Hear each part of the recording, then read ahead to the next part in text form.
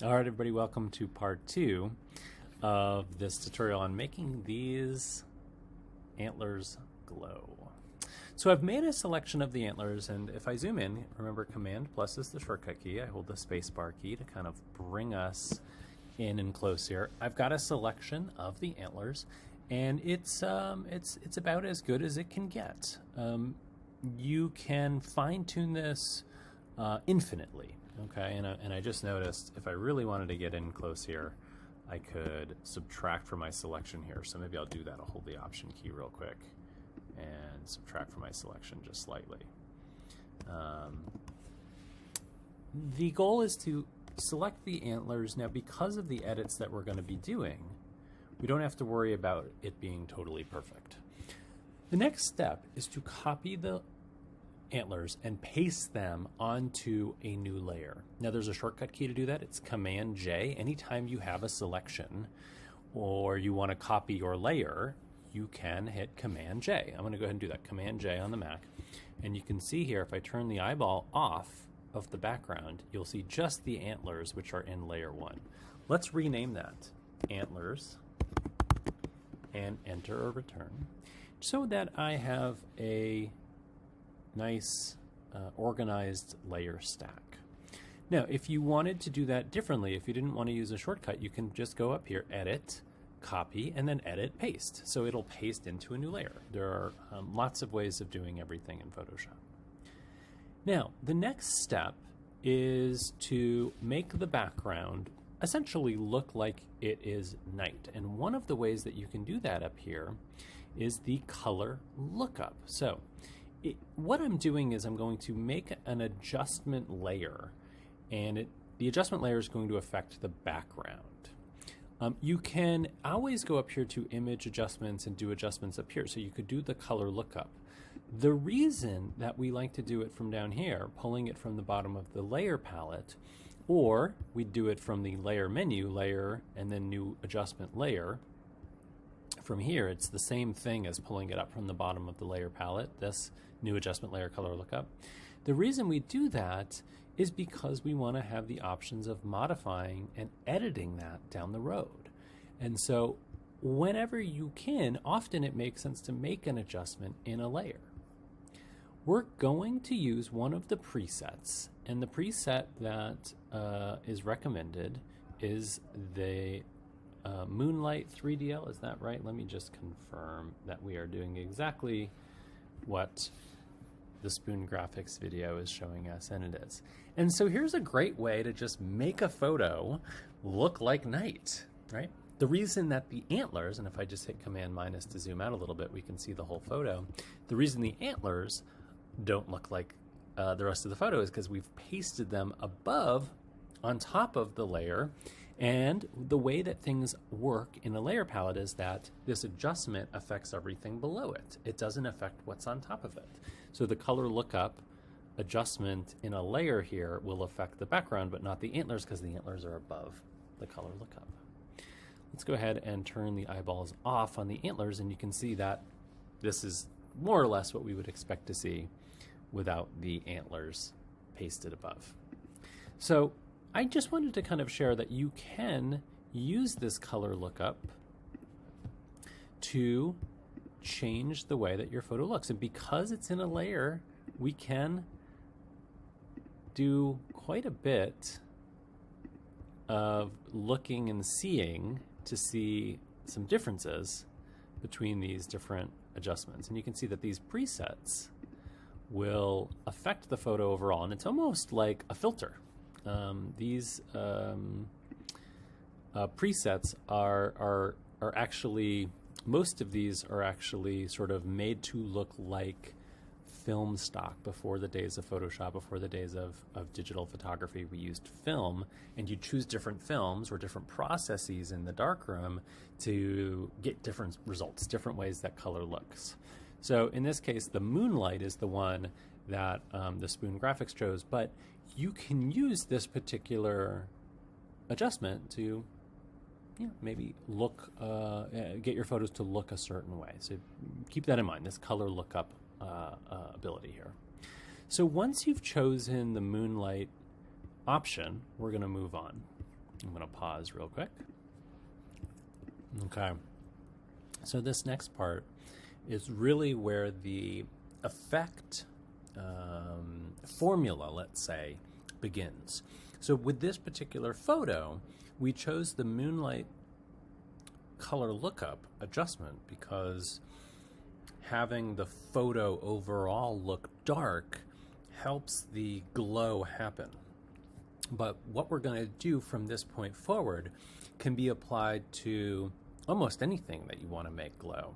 I'm sort of thinking about a lightsaber from Star Wars, or a like magical effect from Harry Potter when, you know, they're doing a duel where those two kind of clashing magma lights. I'm thinking about, you know, like a wizard's duel where you have these sort of energies in CGI in the movies. Well, this is something that you could do with just about anything. So essentially what we're going to do is make the antlers brighter and a little bit blurrier, and then change the color, and that will make it look like it's glowing by making it brighter and sort of having blurred kind of halos around it. That's the look that makes us think that it's glowing. So let's jump right into that effect. So with the antlers now, we are going to copy the antler layer. Now you could, again, hit Command J. That'll make a copy of the layer that you have selected. You could also click and drag the antler layer down here to the second little icon from the right next to the trash can to make a new layer, Antlers Copy. We're going to change the blending mode. So let's talk really briefly about blending modes. Blending modes will change the way that a layer interacts with the layer or layers below it.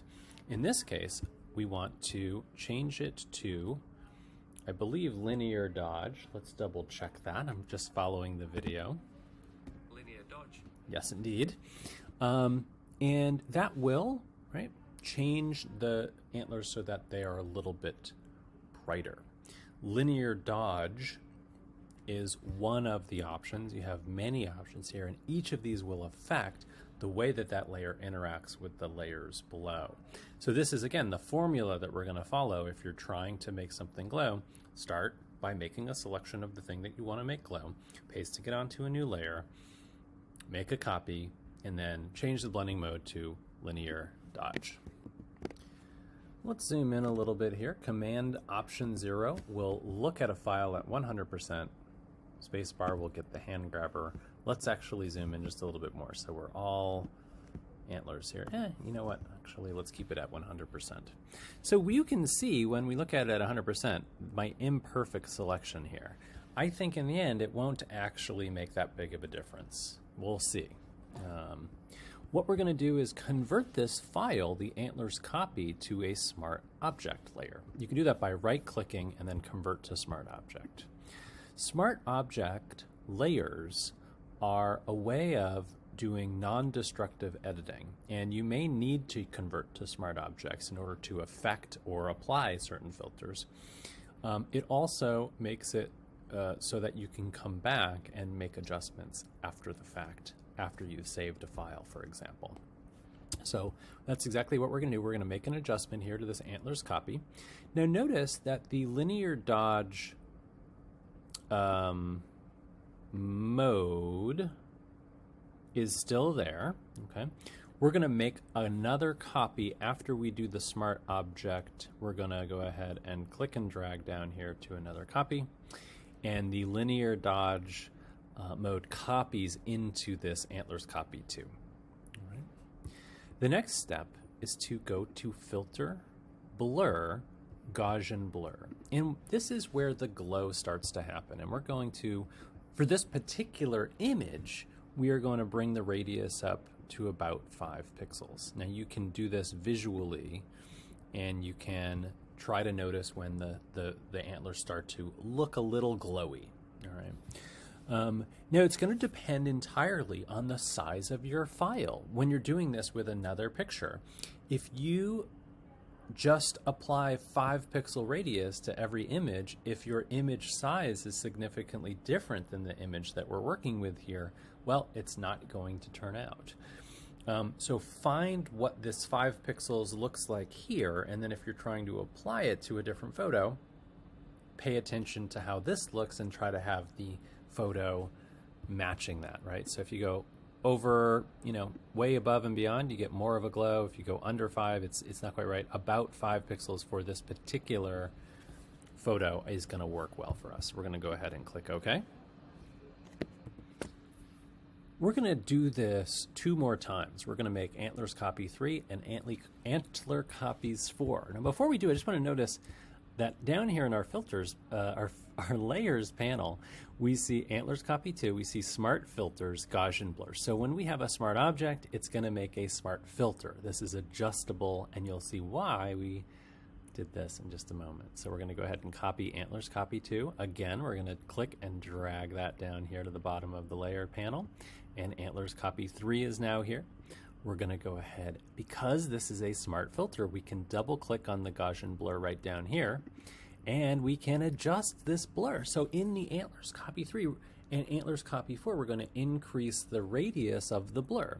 In this case, we want to be somewhere around 20. Click OK. Copy it again, and we're going to go ahead and on antlers copy 4, we're going to go ahead and grab that Gaussian blur and drag it up to about 60 or so. Again, your values may be different if you're doing a different photo, a different object, a different subject, and a different file size. If your pixel dimensions, which is the file size, are different, these numbers should be different. You can start with this, but if you're trying to get the look, you can always go back, and this is the great thing about using smart objects, and the great thing about using smart object filters, smart filters, is you can go back and adjust each value for antlers copy 4, 3, 2, and so on. If you wanted to name those layers, you could say, antler glow 1, antler glow 2, right, to show us what's happening with each layer in the stack. So this already, if we zoom out a little bit, starting to look a little magical, a little bit otherworldly. It's starting to give us that glow. Now we're going to change the way that the color is interacting right here, and we're also going to add another layer that's going to have some more of the glow that's already created by having these successive blurred linear dodge blending mode copies of the antlers on top of each other. Let's stop here, and I'll be right back with part 3 of the video.